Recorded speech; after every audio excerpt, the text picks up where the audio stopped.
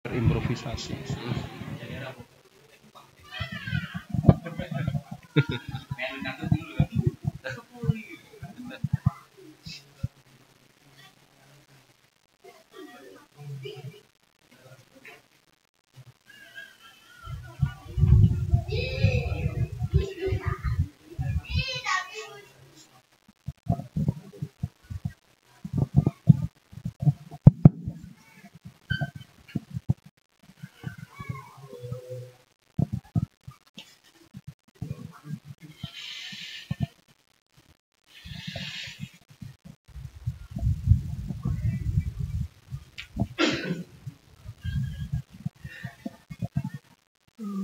Cek.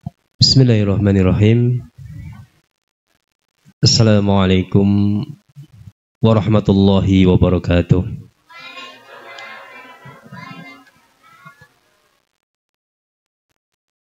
Alhamdulillah. Alhamdulillah hamdan katsiran tayyiban mubarakan fih. Kama yuhibbu rabbuna wa yardahu, asyhadu an la ilaha illallah wahdahu la syarika lah wa asyhadu anna Muhammadan abduhu wa rasuluh.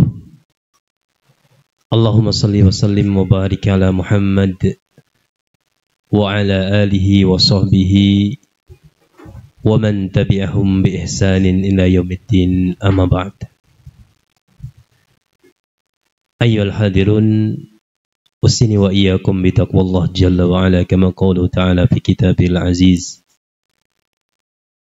Ya ayyuhalladzina amanu taqullaha haqqa tuqatih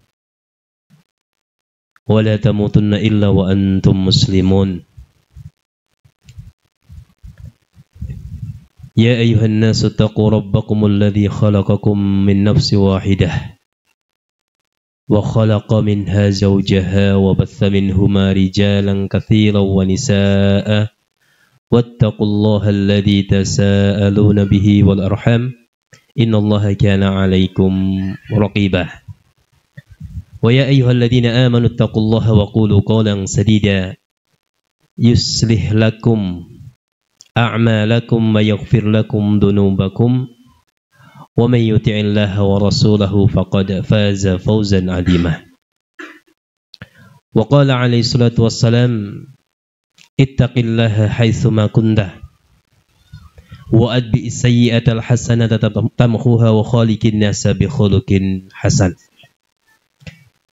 Ma'asyiral muslimin, bapak-bapak, ibu-ibu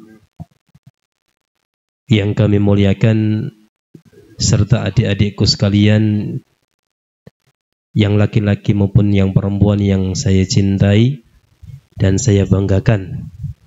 Alhamdulillah, dengan nikmat dari Allah Subhanahu wa taala wonten ing dalu menika kula panjenengan sami saged ngrawuhi kebiasaan ingkang sae nggih menika ndumukeni majelis ta'lim wonten ing majelis punika.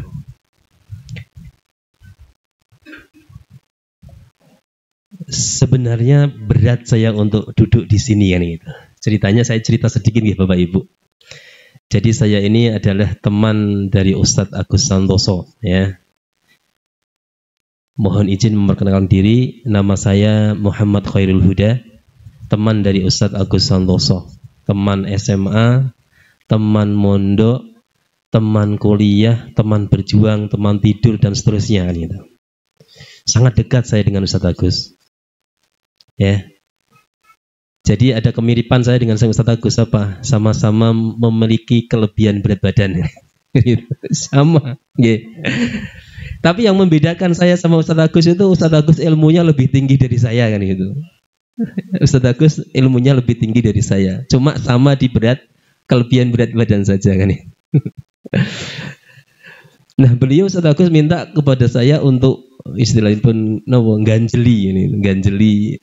Beliau wonten keperluan kemarin sore sama hari ini beliau ada di Surabaya di Jawa Timur untuk keperluan berdakwah istilahnya seperti itu, dan saya diminta untuk menggantikan beliau pada malam hari ini ya, untuk istilahnya kita berbagi kebaikan berbagi manfaat yang bisa kita berikan kan gitu. Ya. Jadi saya merasa berat sebenarnya ya.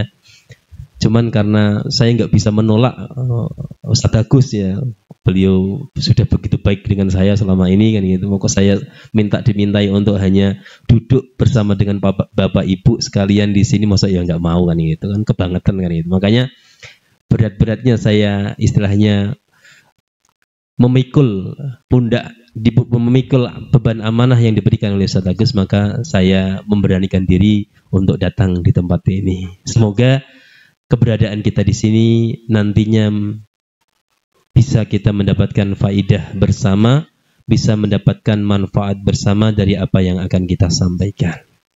Amin, amin ya rabbal alamin. Bapak Ibu, ma'asyiral muslimin wal muslimat yang dimuliakan oleh Allah Subhanahu wa taala.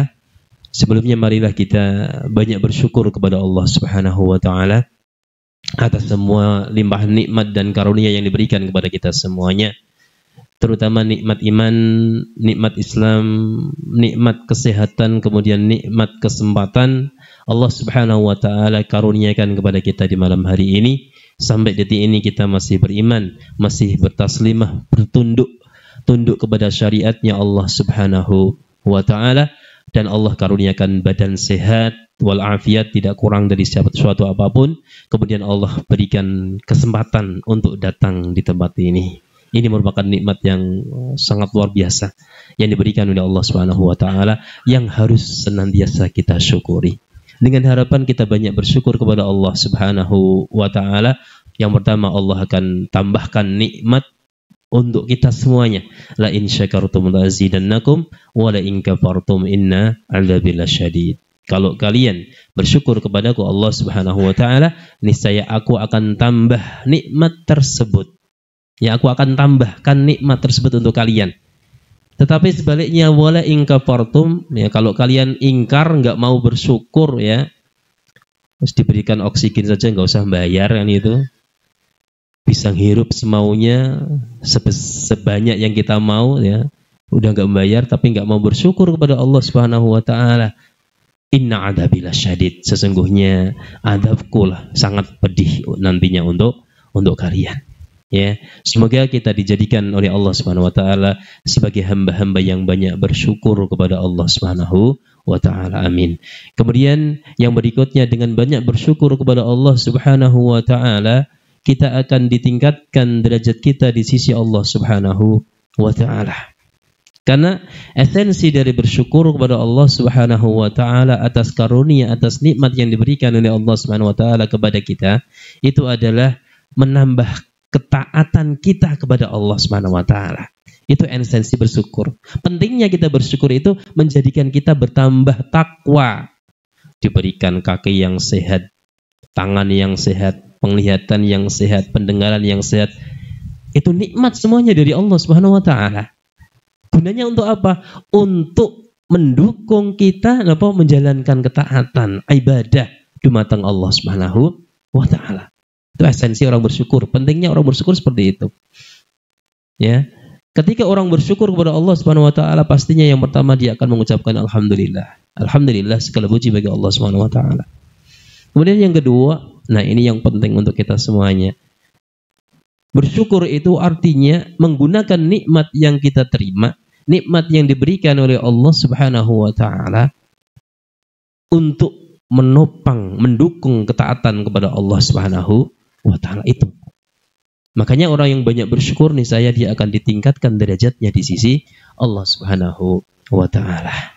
Masyarul muslimin wal muslimat, bapak-bapak dan ibu-ibu yang dimuliakan oleh Allah Subhanahu wa taala. Setelah itu pada malam hari ini kita akan sharing, akan berbicara tentang sebuah hal yang sangat penting dalam kehidupan kita. Ya, sangat penting, dan kebanyakan manusia itu meremehkan sesuatu yang sangat penting, tetapi kadang banyak orang yang tidak istilahnya tidak ngeh, tidak memperhatikan tentang hal ini, tidak memperhatikan tentang pentingnya tema yang akan kita sampaikan pada kesempatan di malam hari ini. Gimana kok? Berkaitan dengan menjaga lisan kita. Ya. menjaga lisan kita. Sering terjadi di lingkungan masyarakat sekitar kita, banyak terjadi hal-hal yang tidak baik. Banyak antara suami istri yang hubungannya tadi harmonis, ya, gara-gara lisan, gara-gara tidak bisa menjaga mulut, artinya hubungannya menjadi tidak baik. Bahkan terjadi perceraian. Ini gara apa? Gara-gara tidak bisa menjaga lisan, tidak bisa menjaga mulut kita. Bahkan yang lebih ngeri daripada itu adalah ketika seorang tidak bisa menjaga lisannya, banyak pertumpahan darah di mana-mana, banyak pembunuhan di mana-mana. Itu gara-gara apa? Tidak bisa menjaga lisan, tidak bisa mengendalikan lisannya. Ya. Kemudian banyak sekali orang yang merasa hina, ya, gara-gara dipermalukan oleh saudaranya. Betapa banyak hubungan persaudaraan menjadi putus karena seorang tidak bisa menjaga lisannya. Yang ketika dia pikir bahwasanya ucapannya itu tidak membawa dampak apa-apa dalam kehidupan, dalam hubungannya dengan saudaranya, ternyata tidak seperti itu. Lisan yang dikeluarkan, ucapan yang dikeluarkan oleh lisannya bahkan bisa menjadikan hubungan yang tadi sangat harmonis, ya, bahkan persaudaraan yang begitu dekat menjadi terputus, bahkan menjadi musuh bebuyutan, musuh yang bahkan musuh abadi. Ini bisa jadi seperti itu. Karena apa? Karena mboten saged menjaga lisan. Kalau orang Jawa mengatakan lambe turah. Ya, lambe turah ini tuh. Nggih Bu, lambe turah nggih Bu ya. Ngertos nggih Bu? Nah, menika kebanyakan mohon maaf ini, nyumpang ngapunten. Ibu-ibu ini banyak yang lambe turah itu. Nggih napa nggih Bu? Nggih lho ngakoni dhewe ya masyaallah. Ya. Padahal di dalam syariat Islam tentang menjaga lisan ini sangat diperhatikan. Sangat diperhatikan. Jangan sampai lisan kita yang dikatakan lidah tidak bertulang, ya, ini menjadi sebab keburukan yang bisa menghancurkan tatanan kehidupan di dalam masyarakat kita. Jangan sampai lisan ini malah menjadi sumber dosa bagi yang punya lisan itu sendiri. Sehingga agama Islam sangat mengatur bagaimana pemeluknya, yakni orang Islam, seorang muslim yang baik bisa menjaga lisannya secara benar berdasarkan kaidah agama Islam yang benar. Nah, jujur saja nggih, jujur mawon bahwasanya menjaga lisan ini tidak begitu diperhatikan di dalam masyarakat kita. Sering kita mendengar, mohon maaf ini adik-adik yang mungkin remaja ya, sering mengeluarkan kata-kata yang sangat-sangat tidak pantas, bahkan semua keluar, ya, binatang berkaki 4 keluar juga kan gitu. Itu sebenarnya sesuatu yang sangat disayangkan, sesuatu yang sangat memprihatinkan. Ya, nah ini kadang-kadang kita tidak merasa ini sesuatu yang memiliki nilai yang besar di sisi Allah Subhanahu wa taala. Ngomong sageleme dhewe, ya, apalagi sekarang di era sosial media yang tidak tanpa batas. Orang mau komentar apa silahkan kan gitu. Orang mau ngomong apa sesuka hatinya silahkan kan gitu. Ya. Padahal harusnya seorang muslim yang baik bisa menjaga lisannya. Di antaranya Allah Subhanahu wa taala memerintahkan kepada kita semuanya agar kita menjaga lisan kita.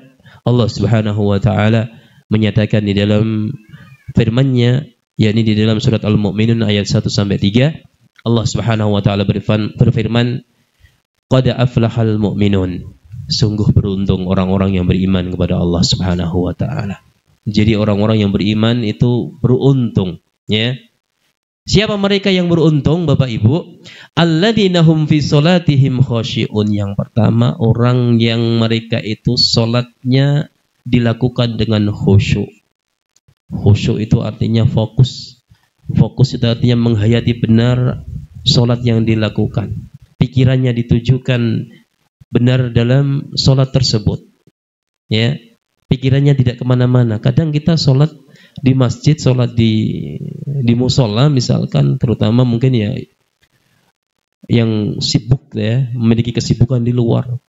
Kadang pikirannya, badannya di masjid tapi pikirannya di tempat kerja, pikirannya di pasar, pikirannya di dapur dan seterusnya. Itu namanya tidak khusyuk. Nah, orang yang tidak khusyuk di dalam sholatnya dikatakan sebagai orang yang tidak beruntung. Orang yang tidak beruntung itu orang yang tidak khusyuk di dalam sholatnya. Dunglak-dungluk sholat, tapi kenyataannya dia tidak mendapatkan faidah apa-apa di dalam sholatnya. Yang pertama, kemudian walladina hum 'anil lahwi mu'ridun. Dan yang kedua adalah orang yang beruntung itu adalah orang-orang yang bisa berpaling dari sesuatu yang sia-sia, ucapan sia-sia, perbuatan sia-sia, berpaling. Ya. Termasuk ucapan-ucapan yang lahwun, ucapan-ucapan yang tidak ada manfaatnya, sekedar bercanda yang tidak ada manfaatnya juga kalau bisa dikurangi. Ya, boleh bercanda tapi secukupnya saja. Bercanda boleh, tetapi jangan sampai bercanda kita itu melanggar aturan agama Islam. Contoh Bapak Ibu, ya, bercanda tapi dengan bohong, mboten angsal. Okay. Dengan bercanda tapi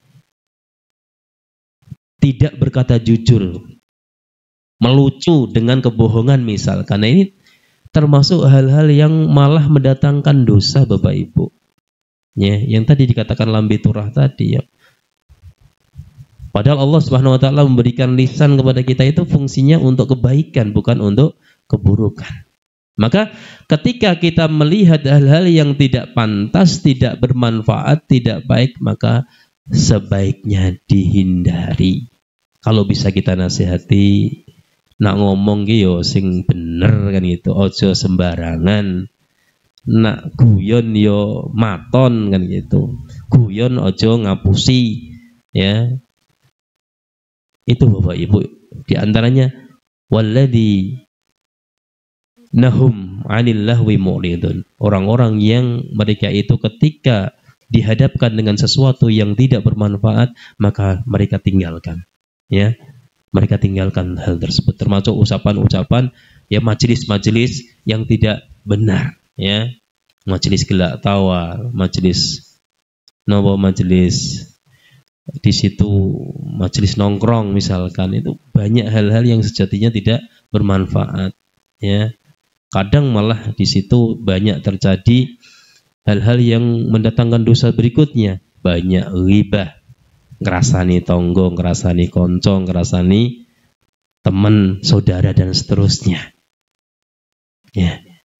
Nah, majelis-majelis yang tidak benar, majelis-majelis yang tidak bermanfaat seperti ini sebaiknya dikurangi atau kalau bisa ditinggalkan 100% agar kita selamat. Ini gitu. Agar kita selamat ya dari lisan yang tidak benar tadi. Ya.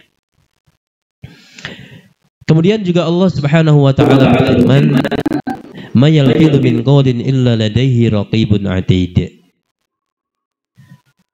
Tidaklah setiap yang diucapkan oleh manusia itu ada padanya, kecuali ada padanya malaikat yang mengawasi, lagi ada malaikat yang hadir. Jadi kita setiap hari itu disarangi, dibersamai oleh dua malaikat Bapak Ibu. Ya. Yang kita sebut dengan Raqibun Atid. Ya, ada sebagian ulama yang mengatakan ada malaikat yang namanya Raqib dan Atid yang mencatat perbuatan baik dan perbuatan buruk.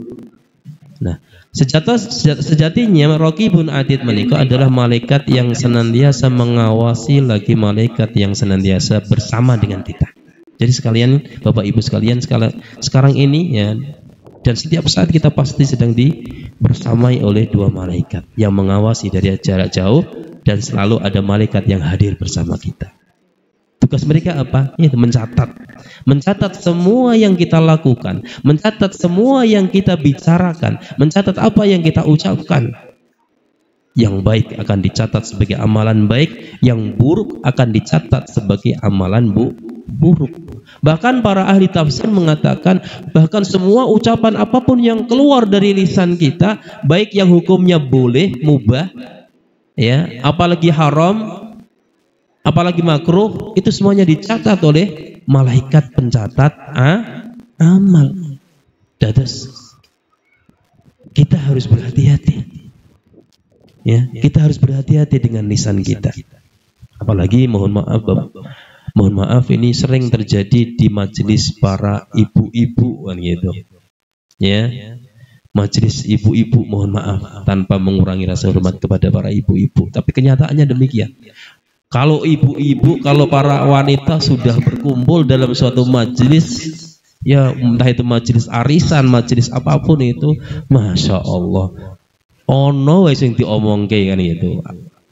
Enggak pernah putus pembicaraannya, ya. Dari sesuatu yang bermanfaat sampai sesuatu yang berdosa itu sering kita temui di majelis para ibu-ibu terutama, ya.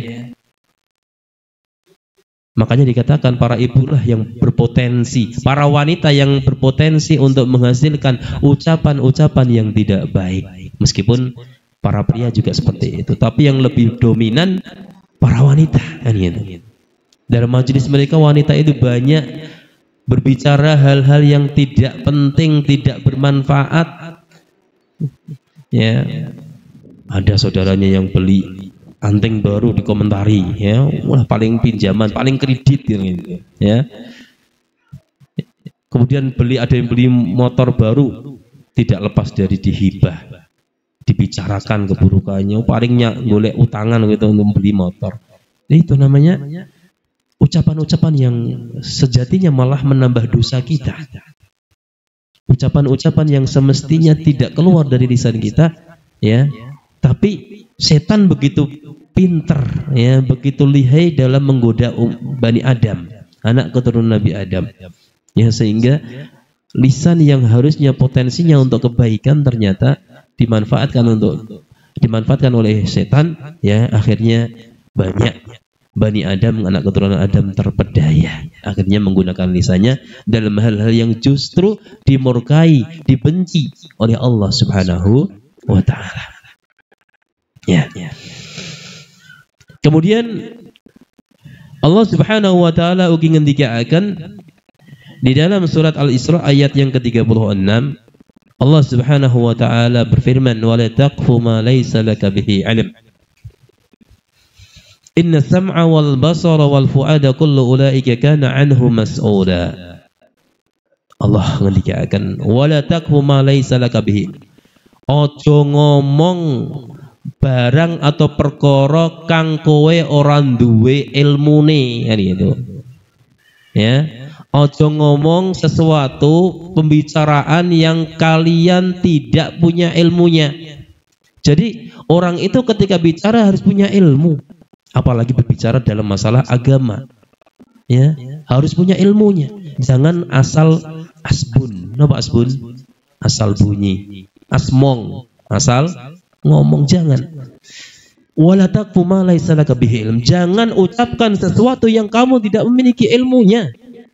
Ya tadi saudara kita punya hal-hal yang baru kita ngrasani, wah paling sing hasil sing apa korupsi, hasil sing ngutang kredit dan seterusnya, padahal kita nggak tahu, ya.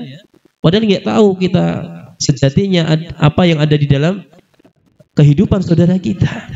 Itu termasuk hal-hal yang tidak kita ketahui, tapi kok kita ngomong, sungguh sangat disayangkan. Ini artinya Allah Subhanahu wa ta'ala melarang kepada kita. Ya. Konteksnya adalah larangan. Kalau kita langgar berarti kita berdosa kepada Allah Subhanahu wa ta'ala. Kemudian Allah Subhanahu wa ta'ala katakan, "Inna sam'a," sesungguhnya pendengaran kita. Wal basara, dan mata kita. Wal fuada, bahkan hati kita. Ya, hati kita itu kadang sok punya rasa hasad, rasa iri, rasa dengki kepada saudara kita. Itu juga nanti akan dimintai pertanggungjawaban oleh Allah Subhanahu wa ta'ala wonten ing yaumul qiyamah. Wal wa'da kullu ulaika kana anhu mas'ula. Semuanya akan ditanya oleh Allah Subhanahu wa taala. Semuanya akan dimintai pertanggungjawabannya oleh Allah Subhanahu wa taala. Makanya Bapak Ibu yang dimuliakan oleh Allah Subhanahu wa taala, kita sedaya kedah ngatos-atos dengan lisan yang kita miliki. Jangan sampai lisan ini menghasilkan dosa baru untuk kita semuanya. Ya. Masyaallah muslimin wal muslimat rahimani wa rahimakumullah jami'an. Kemudian secara khusus Allah Subhanahu wa taala memberikan gambaran kepada kita semuanya dan memberikan larangan kepada kita semua, jangan sampai kita dengan lisan kita menghibah. Napa menghibah, Bu? Ngerasani nggih, ngeraosi.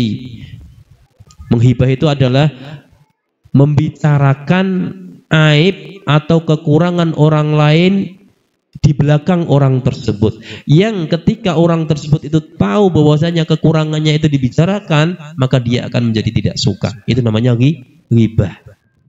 Berarti kalau ngerasani kok dia enggak merasa benci, ya, berarti bukan hibah. Ngoten nggih? Nggih, banter itu biasa ngoten. Jadi ghibah itu adalah membicarakan kekurangan orang lain, aib yang dimiliki oleh saudaranya di belakang dia. Ya, kalau istilah kerennya ngerumpi kan itu. Ngerumpi itu sejatinya adalah istilah bagi ghibah, istilah baru bagi ghibah. Ngerumpi yang dikaitkan dengan orang lain. Ya. Allah Subhanahu wa taala ngendikaken wala yahtab ba'dukum ba'dha, dan janganlah sebagian di antara kalian menghibai, ngerasani sebagian yang lain. Ya, membicarakan keburukan, membicarakan aib orang lain. Allah Subhanahu wa taala melanjutkan, ayuhibbu ahadukum ayyakula lahma akhihi maitan fakarihtumuh. Apakah kalian itu merasa senang, merasa cinta kalian memakan daging saudaranya, ya, dalam kondisi bangkai? Jadi Allah Subhanahu wa taala dalam ayat yang mulia ini memberikan permisalan dumateng kula panjenengan sami bahwasanya orang yang menghibah itu ibaratnya dia sedang memakan bangkai saudaranya. Ya. Apakah dia menyukai makan bangkai saudaranya? Ya. Fakarihtumuh, yang sejatinya dia benci. Ya. Wattaqullaha innallaha tawwabur rahim. Dan bertakwalah kalian kepada Allah Subhanahu wa taala. Sesungguhnya Allah Subhanahu wa taala Maha menerima taubat dan Maha penyayang. Masyaallah muslimin, Bapak Ibu yang dimuliakan oleh Allah Subhanahu wa taala. Jadi termasuk di antara dosa yang tidak diperhatikan oleh sebagian besar manusia adalah dosa ghibah. Ngerasani tonggonya, ngerasani temene, ngerasani saudaranya, ya, dan seterusnya. Padahal kalau diumpamakan menghibai orang sesama muslim itu ibaratnya dia sedang memakan bangkai saudaranya. Kula kinten panjenengan semuanya, kita semuanya tidak akan demen menikah. Ya. Lawang daging saudara kita dimasak, mungkin ya kalau kita tahu dimasak, ya, bukan dalam kondisi bangkai, ya, dimasak saja kita nggak mau makan, apalagi ini daging yang sudah jadi bangkai, daging saudara kita yang jadi bangkai kita makan, akan lebih menjijikkan lagi. Nah, dosa ghibah itu lebih menjijikkan dari memakan bangkai saudaranya, Bapak Ibu. Nah, terus monggo, ya. Kebiasaan yang selama ini mungkin menjadi sesuatu yang kurang kita perhatikan, ya, tentang masalah ghibah. Ini menikah membicarakan kekurangan saudara kita, mbok yoben saudara kita itu memiliki kekurangan, ya. Yang namanya manusia itu punya kelebihan dan kekurangannya masing-masing. Kalau kita menuruti penilaian nggak akan pernah habis. Tapi bagaimana diri masing-masing kita memperhatikan agar jangan sampai kita suka metani kekurangan saudara kita. Kalau andaikan saudara kita memiliki kesalahan, kekurangan maka sebaiknya kita nasihati secara langsung dengan cara yang baik. Jangan malah diobral kesalahannya, jangan malah disebarkan keburukan saudaranya. Ya, itu termasuk dalam hal ghibah. Padahal ghibah sudah kita sampaikan tadi. Allah memberikan perumpamaan yang sangat-sangat menjijikkan bagi kita.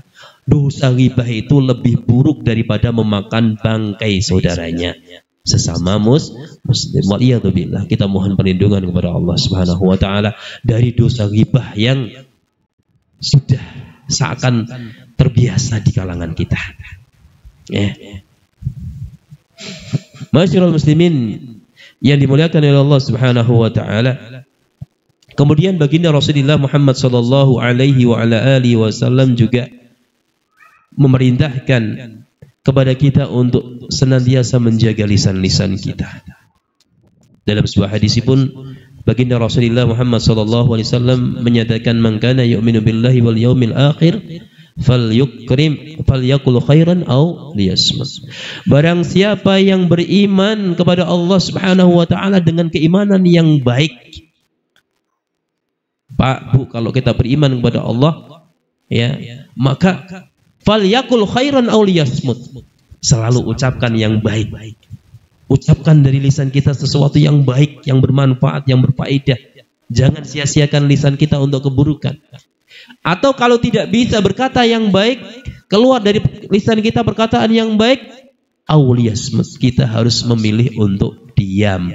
Makanya ada pepatah mengatakan diam itu emas. Kapan itu? Ketika seorang itu diam dari hal-hal yang buruk, diam dari hal-hal yang dosa, diam dari hal-hal yang berpotensi untuk menimbulkan madarat bagi dirinya dan orang lain. Maka pada saat itu diam, maka menjadi emas, mahal harganya. Ya, daripada bicara ya sembarangan, bicara seenaknya, tapi akhirnya apa? Akhirnya mendapatkan dosa. Akhirnya membuat keburukan di mana-mana, menambah madarat bagi dirinya dan orang lain. Maka dikatakan orang yang beriman, salah satu karakter dari orang yang beriman kepada Allah dan hari akhir adalah dia bicara yang baik-baik, senantiasa mengontrol lisannya, mengendalikan lisannya. Ya, kalau bicara pasti akan keluar darinya kebaikan. Tidak akan pernah ya keluar kata-kata yang menyakitkan saudara, menghina saudara, merendahkan saudaranya. Tidak pernah berbohong. Tidak pernah mengucapkan kata-kata yang justru akan menimbulkan kemarahan dan kemurkaan dari Allah Subhanahu wa taala. Jadi orang yang beriman kepada Allah dan hari akhir, mereka adalah orang-orang yang senantiasa bicara baik atau mereka memilih untuk diam. Ya. Maka mulai sekarang Bapak Ibu yang dimuliakan oleh Allah Subhanahu wa taala, menjaga lisan adalah sesuatu yang harus kita lakukan. Apalagi di era sosial media ya, yang sudah tidak ada batasnya lagi, di mana semua orang punya hak masing-masing untuk berbicara sesuai dengan kemauannya, ya. Di mana semua orang memiliki hak untuk ngomong, wis pengen ngomong ya ngomong kan gitu, walaupun lewat tulisan, ya, walaupun lewat WA, walaupun lewat apa Facebook dan seterusnya. Maka seperti ini harus kita jaga. Berbicara di sosial media itu sama dengan hukumnya sama dengan berbicara secara langsung. Kalau secara langsung kita berbicara dengan baik, di sosial media berbicara dengan baik, itu potensi pahala akan kita dapatkan. Ganjaran pahala akan kita terima dari Allah Subhanahu wa taala. Sebaliknya ketika kita bicara di sosial media ya, yang buruk,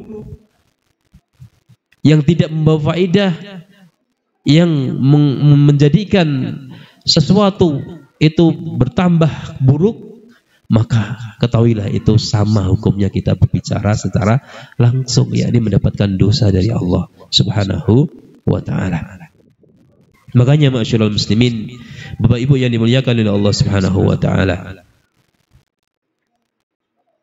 tentang menjaga lisan ini juga Rasulullah sallallahu alaihi wasallam menyatakan ketika beliau sallallahu alaihi wa ala alihi wasallam ditanya Ya Rasulullah, wahai Rasulullah, ayyul muslimina afdal? Siapakah kaum muslimin yang memiliki derajat paling utama itu? Jadi ada sahabat yang bertanya kepada baginda Rasulullah sallallahu alaihi wasallam, "Duh Rasulullah, siapa kaum muslimin yang memiliki derajat yang paling utama itu?" Maka Rasulullah ngendikakan, "Man salimal muslimuna min lisanihi wa yadihi." Orang yang memiliki derajat paling utama itu adalah orang yang tidak menimbulkan gangguan bagi saudaranya, baik dengan lisannya dan juga dengan tangannya atau dengan kakinya atau dengan yang lainnya dari anggota tubuhnya. Jadi seorang muslim yang memiliki derajat yang paling utama itu adalah orang yang tidak pernah memberikan gangguan kepada saudaranya baik dengan lisan maupun apa? Tangannya. Napa Bu? Ngantuk ya Bu? Boten ya. Alhamdulillah ya. Jadi seorang muslim yang baik itu adalah seorang muslim yang tidak pernah membuat atau menjadikan lisannya maupun tangannya menyakiti saudaranya. Termasuk tadi ngerasani tadi, membicarakan keburukan orang, ya, ataupun menghina, ataupun merendahkan dan seterusnya. Tidak pernah. Itu ciri seorang muslim yang utama. Ya, menjaga lisan dengan sangat baik, menjaga tangannya jangan sampai merugikan orang lain. Ya. Masyaallah muslimin rahimani wa rahimakumullah jami'an. Kalau kita pelajari lebih lanjut, Rasulullah, Allah Subhanahu wa taala dan Rasulullah sallallahu alaihi wasallam dalam banyak ayat-ayat di dalam Al-Qur'an, di dalam hadis-hadis yang sahih dari Nabi kita Muhammad sallallahu alaihi wasallam memberikan gambaran, memberikan penjelasan tentang harusnya bagaimana seorang muslim dengan lisannya. Ya.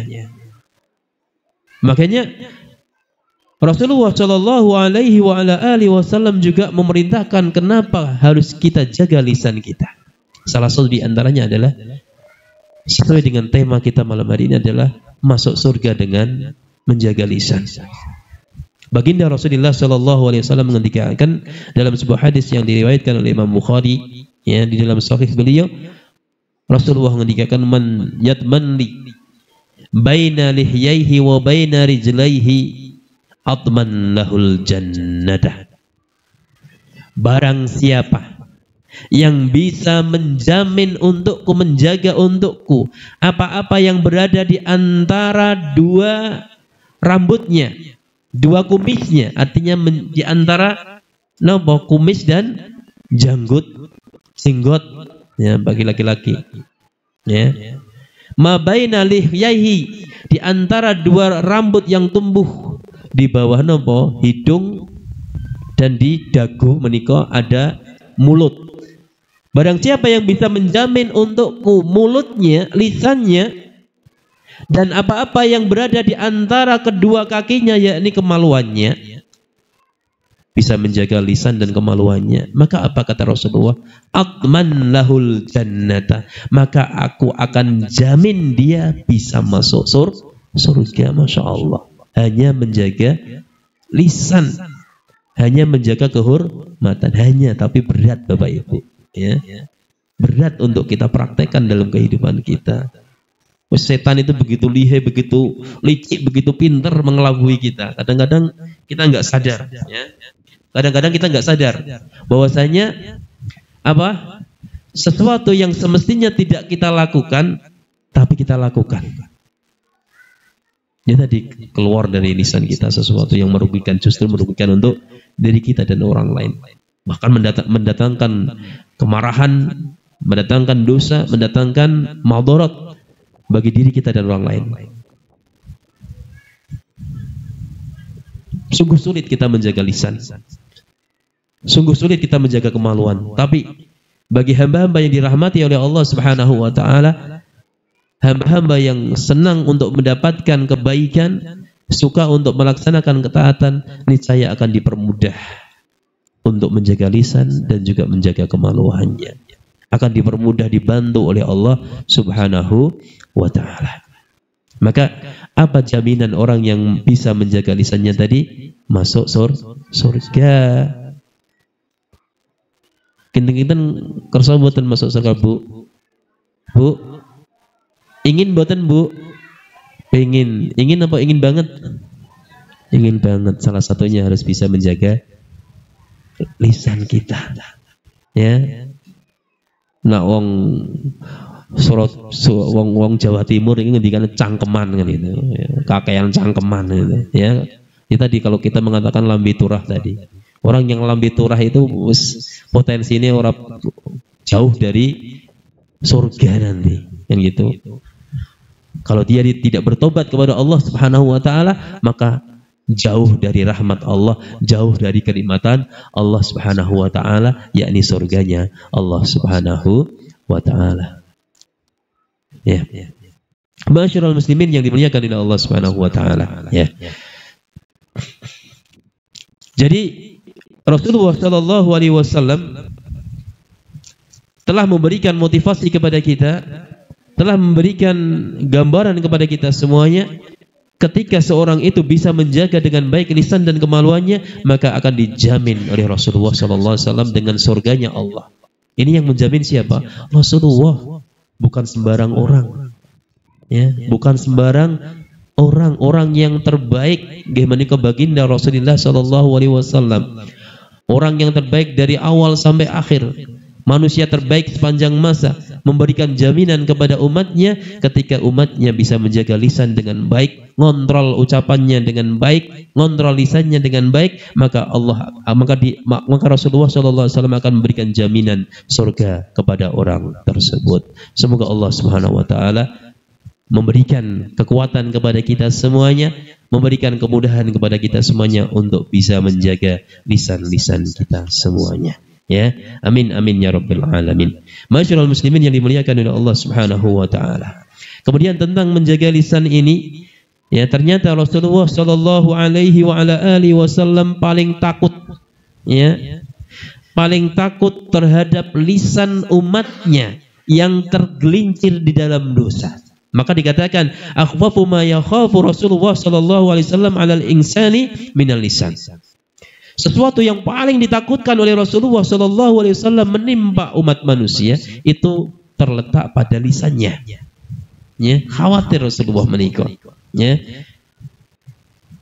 Dari sahabat Sufyan bin Abdullah, ya, radhiyallahu taala anhu qala, Sufyan bin Abdullah salah setengahipun sahabat baginda Rasulullah Sallallahu Alaihi Wasallam mengendikakan, "Qultu ya Rasulullah, aku berkata, wahai Rasulullah, hadisni bi amrin a'tasimu bihi."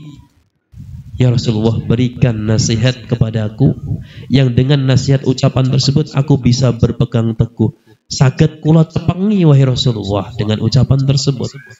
Qala, maka Rasulullah mengatakan, katakan, qul rabbiyallah tsumma istaqim.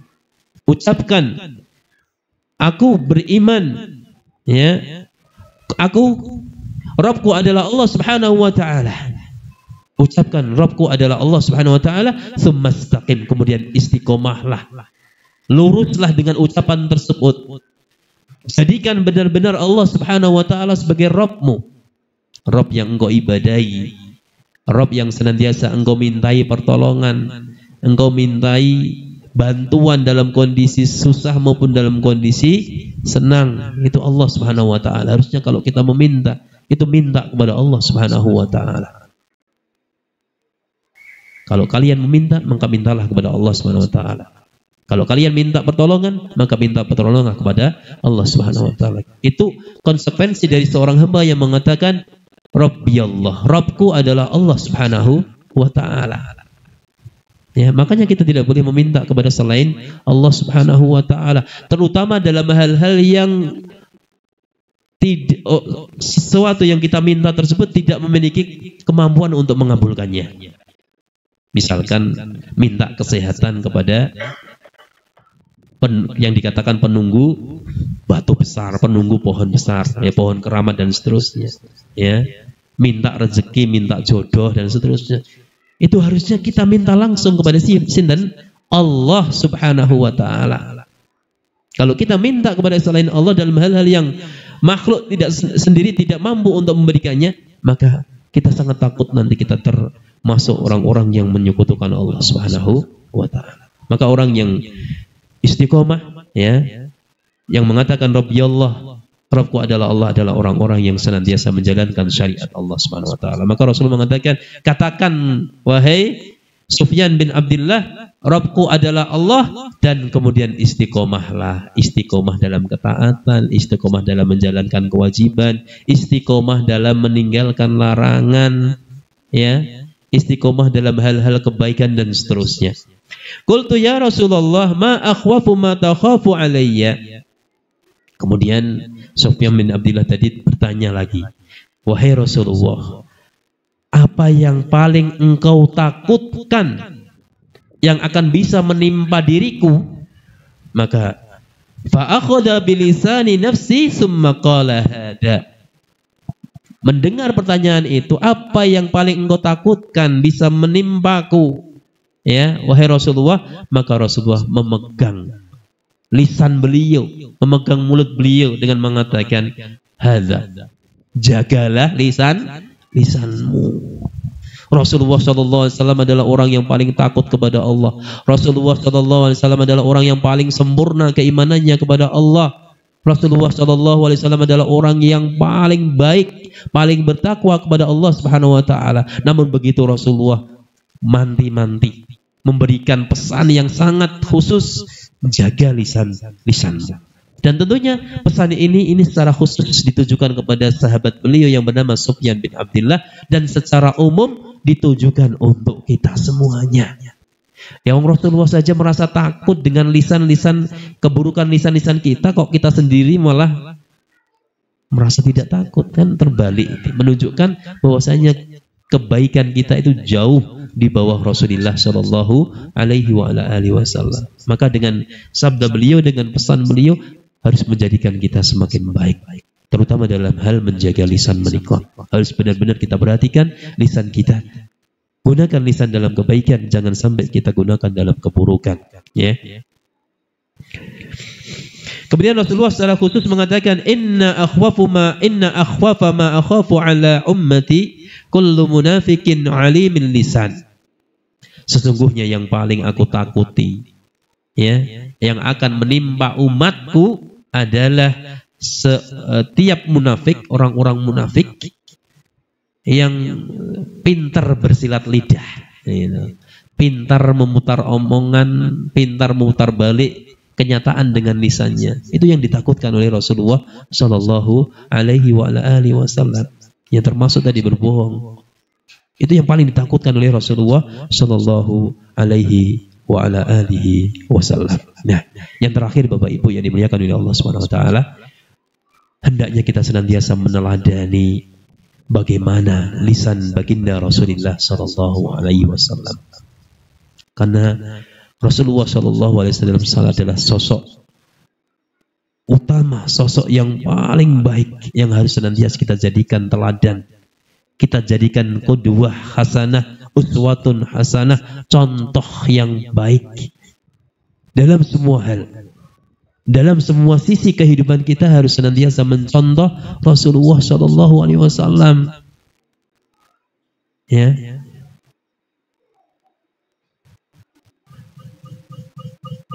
Untuk itulah Rasulullah Shallallahu Alaihi Wasallam diutus sebagai Nabi dan Rasul, yakni untuk memberikan teladan yang baik, kemudian diikuti oleh umatnya. Nah, dalam perkara menjaga lisan, maka Rasulullah Shallallahu Alaihi Wasallam adalah orang yang sangat menjaga lisan beliau, sangat menjaga lisan beliau.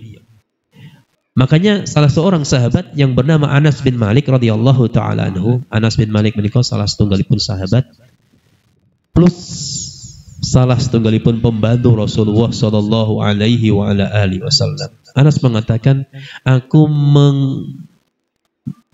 meladeni Rasulullah Shallallahu Alaihi Wasallam. Aku membantu berkhidmah untuk Rasulullah Shallallahu Alaihi Wasallam selama 10 tahun. Ya, bayangkan Bapak Ibu, 10 tahun membersamai Rasulullah, ya, membawakan sendal beliau, mengambilkan air wudhu beliau, menemani beliau dalam hal apapun. Ini Anas bin Malik radhiyallahu taala anhu. Fama qala li qattu uff wala qala li syai'in fa'altahu lam fa'altah wala li syai'in lam af'alhu ala fa'alta kadza. Selama 10 tahun tersebut tidak pernah aku dapati Rasulullah sallallahu alaihi wasallam itu napa istilahnya komplain, ya.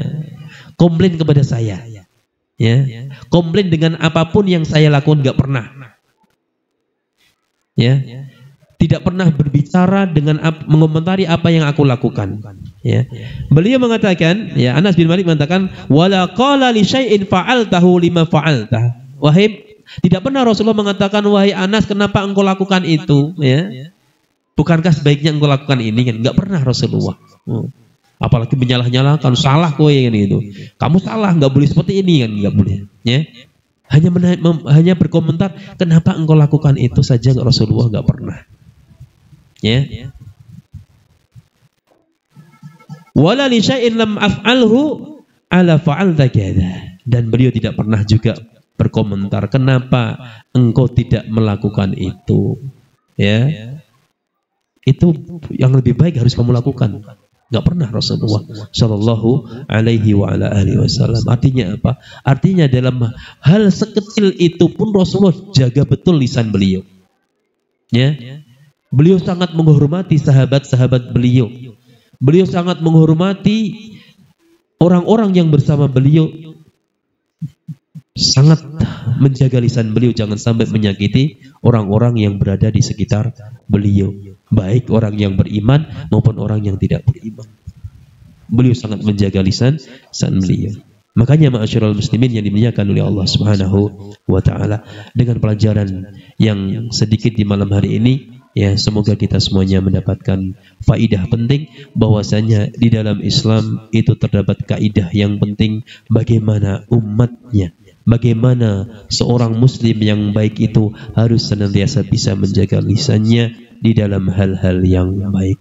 Jangan sampai lisan yang menjadi nikmat terbesar yang diberikan oleh Allah Subhanahu wa taala justru menjadi sumber malapetaka, jadi sumber keburukan, madarat yang bisa merugikan dirinya, merugikan orang lain, merugikan keluarganya, bahkan merugikan masyarakat, bahkan warga negara yang lainnya.